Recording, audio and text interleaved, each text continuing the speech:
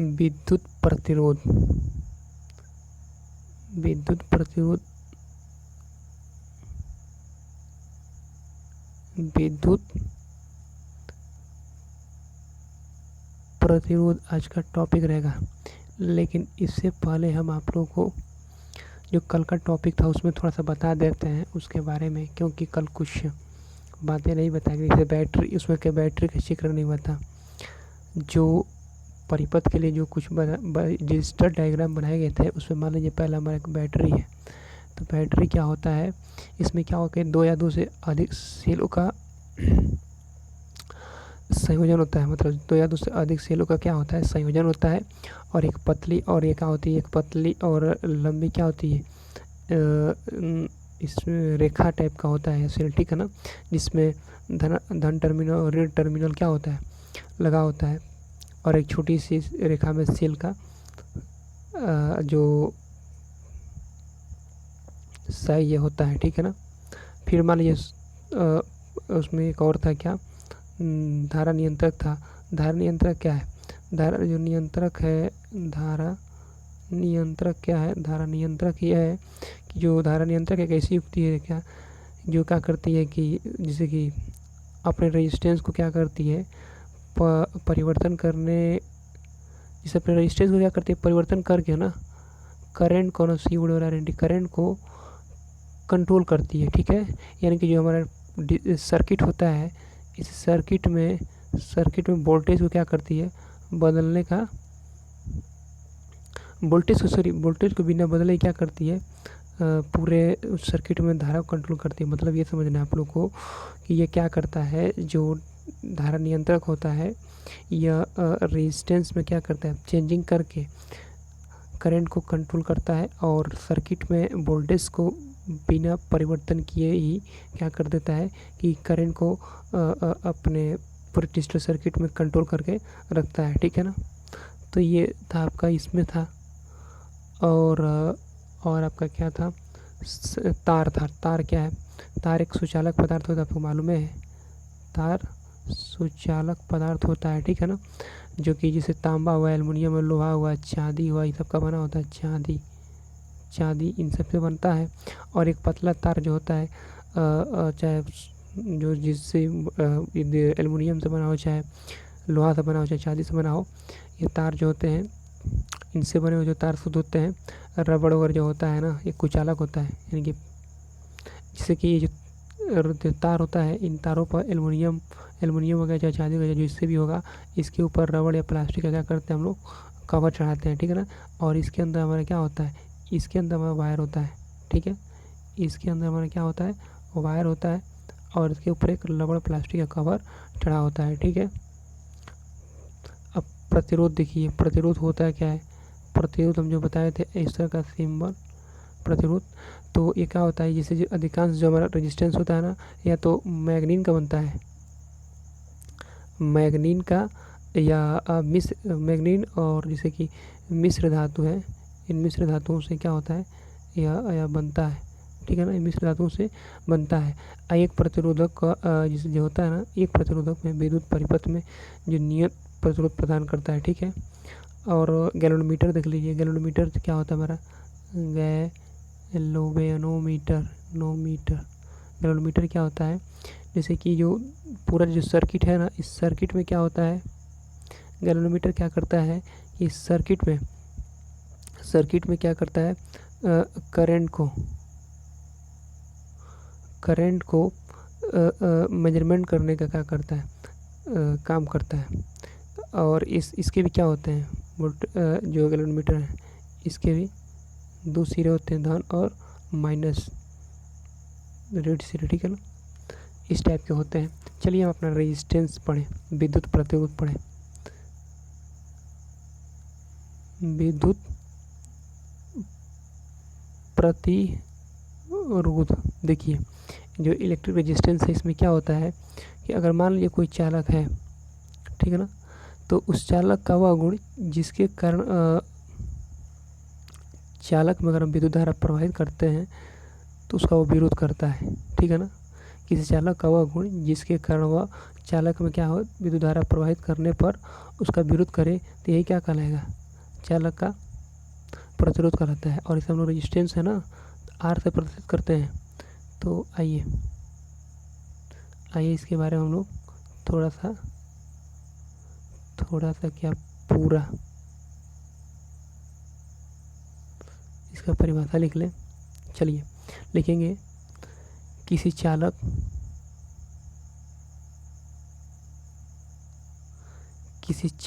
का वह गुण,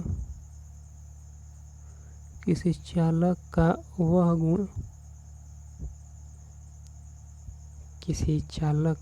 गुण जिसके कारण वह चालक में विद्युत धारा का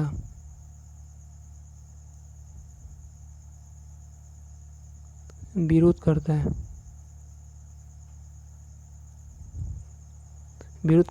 चालक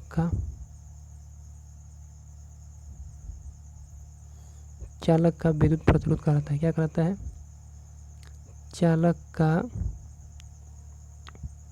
विरोध करता है, चालक का विद्युत प्रतिरोध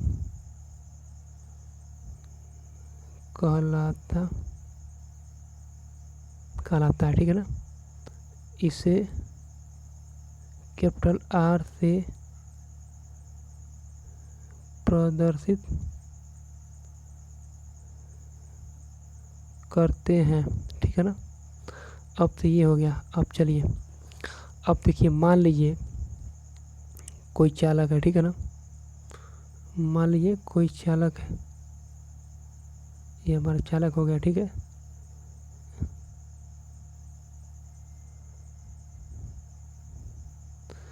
ये मान लीजिए हमारा कोई चालक हो गया, ठीक है ना।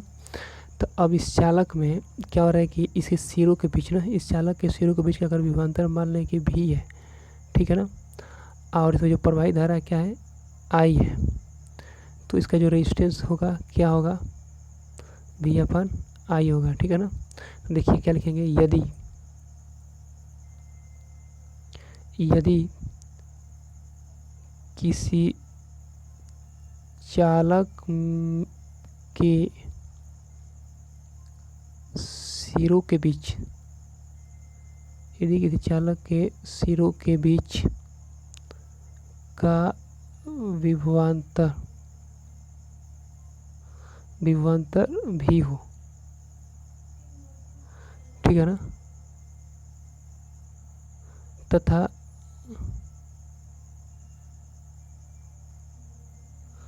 चालक में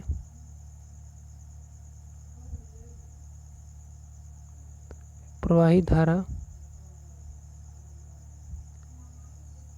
कैपिटल आई हो तो, ठीक है, चालक में प्रवाहित धारा कैपिटल आई हो तो जो चालक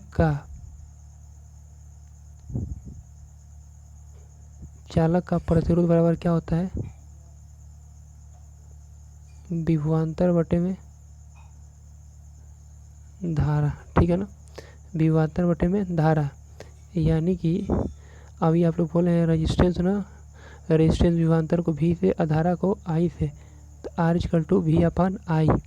अब इसका मात्रक लिखेंगे, प्रतिरोध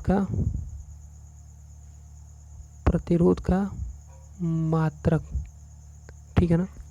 तो प्रतिरोध का मात्रक लिखेंगे तो क्या होगा, देखिए ये आर इक्वल टू भी अपन आई है ना, तो भी क्या है, भी हमारा विभवांतर है और इसका विभवांतर का वोल्ट होता है, धारा का एम्पियर होता है।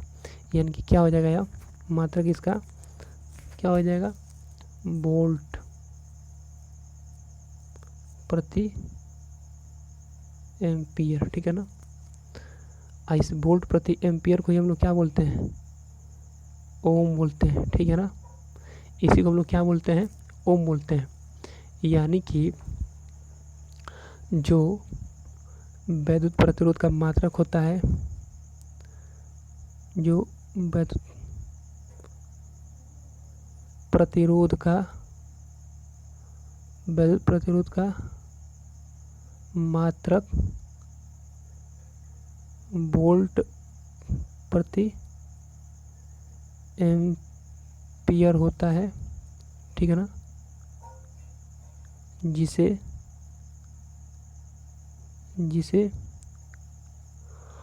ओम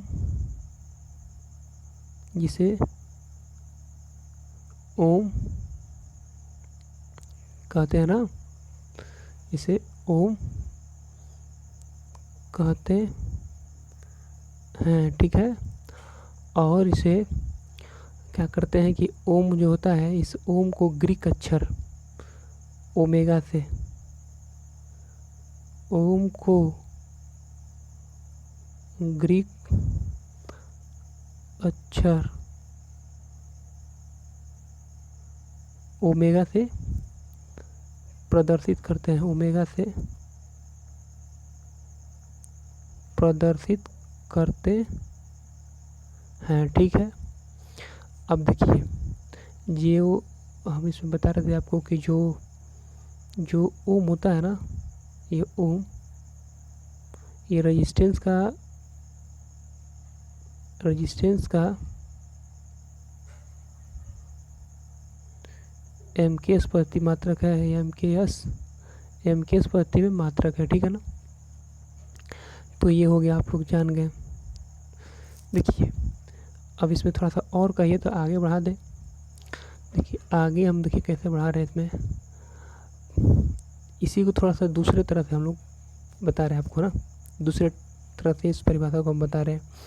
देखिए एक तो इस तरह से भी इसका बातें बताई जाती हैं प्रतिरोध को।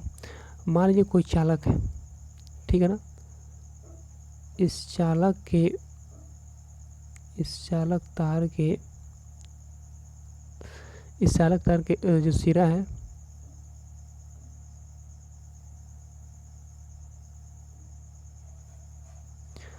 तो इस चालक तार के सिरों के बीच अगर हमको विभवांतर स्थापित किया जाता है, इसके बीच में अगर विभवांतर स्थापित किया जाता है, तो जो इसमें बहने वाली धारा होगी आई ना, वो विभवांतर तथा धारा का जो अनुपात होगा, ठीक है।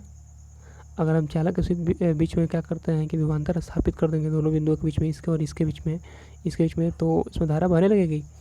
और जब धारा बहने लगी तो उसके बाद क्या होगा कि जो विभवांतर और जो धारा का अनुपात होगा वही क्या होगा, उस चालक का वैद्युत प्रतिरोध कहलाएगा, ठीक है। तो इसको हम ऐसे भी देखते हैं क्या, जब किसी चालक के सिरों के बीच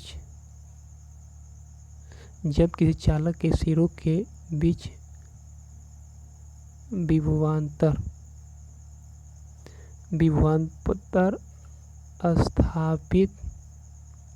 स्थापित किया जाता है, ठीक है ना, तो उस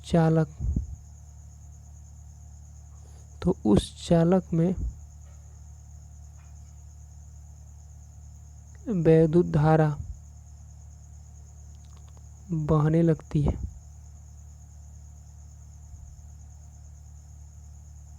ठीक है ना।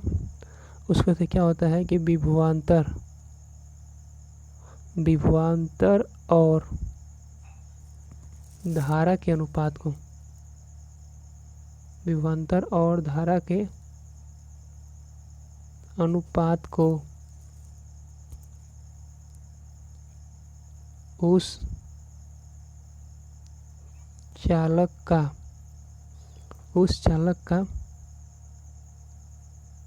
वैद्युत प्रतिरोध कैपिटल R कहते हैं, ठीक है ना। इतना जान गए।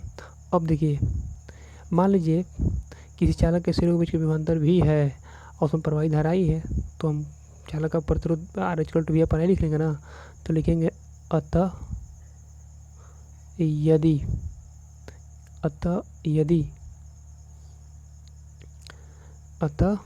यदि एक मिनट पेन चल क्यों नहीं रहा। अतः यदि, हाँ अब चलने लगा। अतः यदि किसी चालक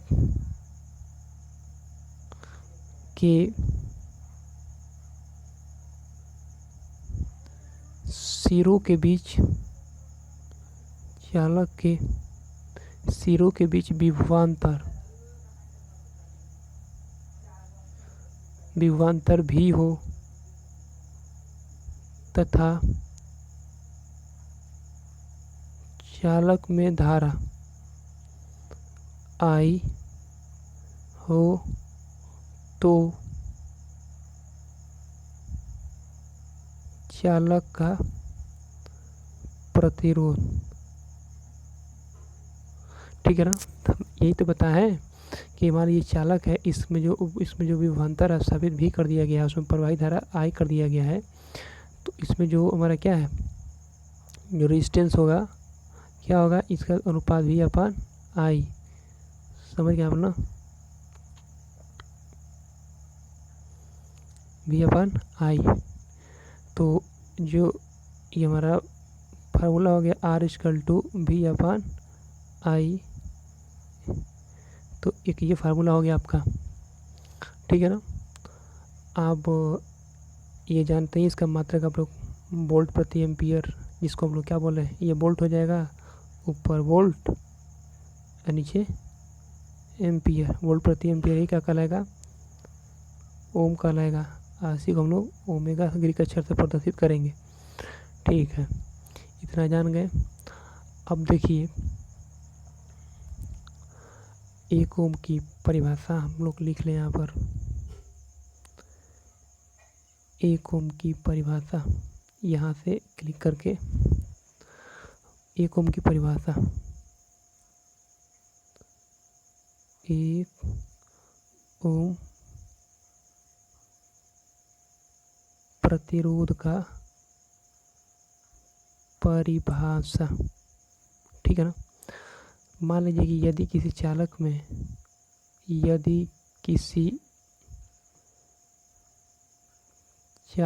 में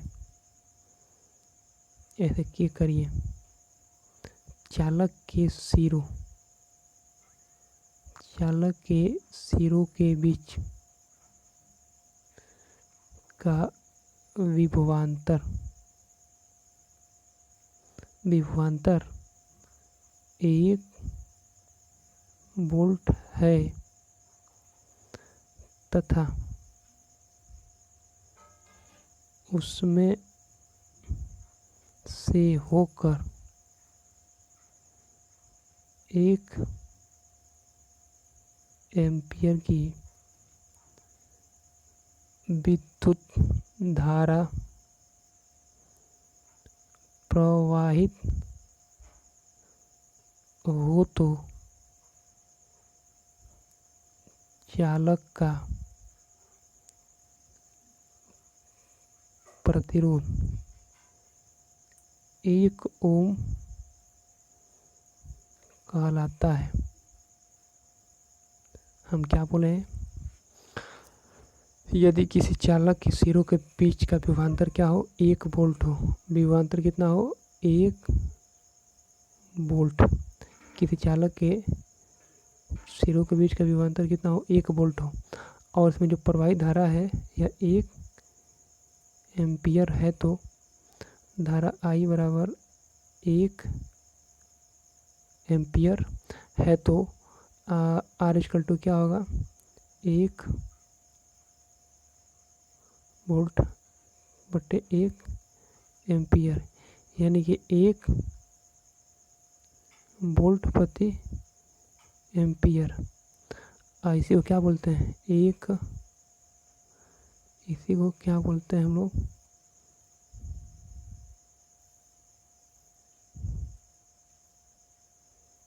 एक वोल्ट प्रति एम्पियर को ही क्या बोलते हैं, 1 ओम बोलते हैं, ठीक है ना। तो एक ओम में से ही निकल गया। अब इसमें क्या होता है कि कुछ और पॉइंट इसमें क्या है बता दे रहे हैं आपको। सबसे पहला इम्पोर्टेंट पॉइंट यह है कि जो प्रतिरोध का बड़ा मात्रक होता है, प्रतिरोध का बड़ा मात्रक मेग ओम होता है। क्या होता है? मेग ओम प्रतिरोध का बड़ा मात्रक, और प्रतिरोध का छोटा मात्रक, जो प्रतिरोध का छोटा मात्रक होता है यह माइक्रो ओम होता है। प्रतिरोध का छोटा मात्रक माइक्रो, बड़ा ये होता है। एक मेग ओम बराबर क्या होता है? एक मेग ओम बराबर क्या होता है? 10 के पावर 6 ओम, ठीक है ना।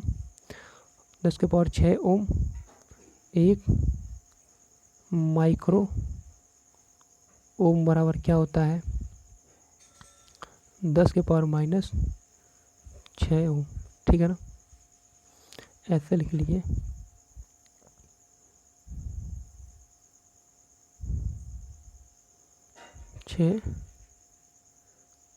ओम, और इसका माइक्रो का 1 माइक्रो ओम बराबर 10 के पावर माइनस 6 ओम, ठीक है। तो ये हो गया। एक पॉइंट यही समझ लीजिए और कि इलेक्ट्रिक कंडक्टेंस क्या होता है। चाहे पढ़ ही लीजिए यहीं पर। वीडियो तो लंबी हो जाएगी। इलेक्ट्रिक कंडक्टेंस,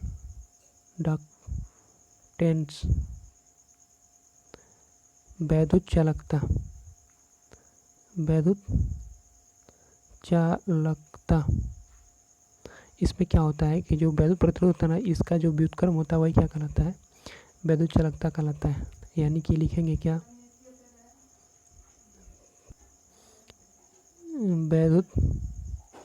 वैद्युत प्रतिरोध के व्युत्क्रम, वैद्युत प्रतिरोध के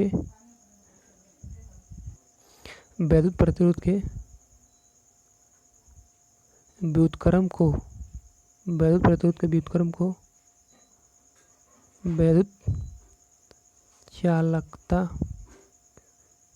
कहते हैं, ठीक है ना। और इसका मात्रक देखिए, ये रेजिस्टेंस का क्या होता है? व्युत्क्रम होता है ना। यानी कि क्या होता है, यहाँ पर ओम होता है। तो देखिए इसका जो मात्रक होता है ना, महो लिखते हैं। हिंदी में मो बोलते हैं लोग, लेकिन महो होता है, ठीक है। या ओम इनवर्स, या ओम इनवर्स, क्योंकि यहाँ पर ओम होगा ऊपर जाएगा तो क्या होगा? यह ओम ऊपर है तो ओम इनवर्स ही ना होगा।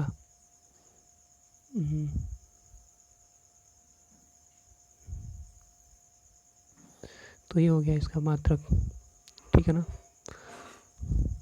चलिए वीडियो देखिए आप लोग, फिर मिलेंगे किसी अगले वीडियो में। तब तक के लिए गुड बाय, टेक केयर, जय हिंद, जय भारत।